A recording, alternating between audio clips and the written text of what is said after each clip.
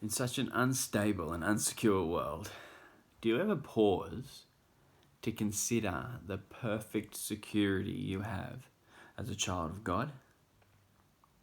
Psalm 125 helps us to do so. Verses 1 and 2 tell us, "Those who trust in the Lord are like Mount Zion, which cannot be shaken, but endures forever. As the mountains surround Jerusalem, so the Lord surrounds his people both now and forevermore." This is a picture of supreme security. God surrounds and protects his people. They are as firmly planted as Mount Zion, the home of God. One of our elders, Kit Barker, has a tattoo inspired by this verse. It says in Hebrew, "One like Mount Zion." And I've always thought, calm down, mate. Yeah, you're big, but not that big.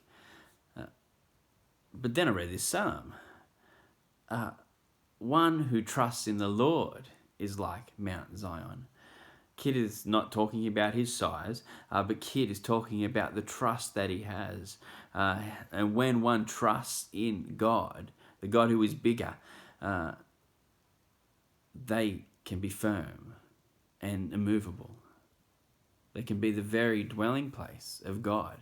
And if this was true for the people of Israel, then how much more true is it of us, Christians, filled with the Holy Spirit, surrounded by the love and the peace of a sovereign God?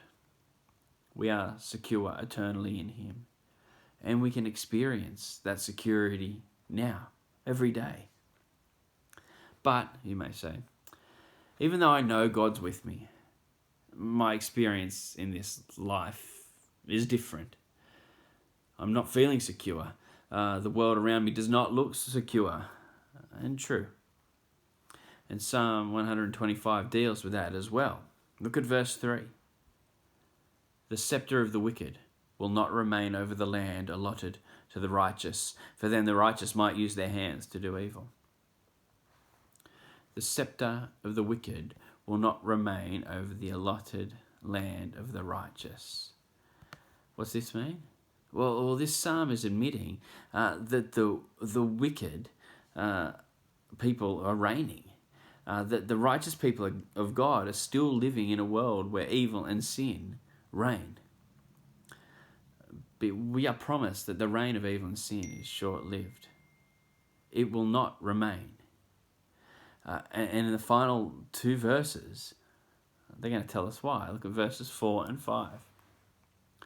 "Lord, do good to those who are good, to those who are upright in heart. But those who turn to crooked ways, the Lord will banish with the evildoers. Peace be on Israel." In these verses, evil and good are synonyms for those who don't trust God and those who do trust God. And God will judge evil. Not just evil people, but all traces of sin and evil in the world. If we think back to verse 3, it talks about the land allotted to God's people. For us today as Christians, the land allotted to us is not Israel or any other nation state, but it's this world. And the Bible promises a day when the scepter of the wicked will be removed, all evil wiped away, as God makes his home here on earth as it is in heaven and renews all things. This is a promise. And when we trust, just like verse 1 says, we are one like Mount Zion, secure and firm.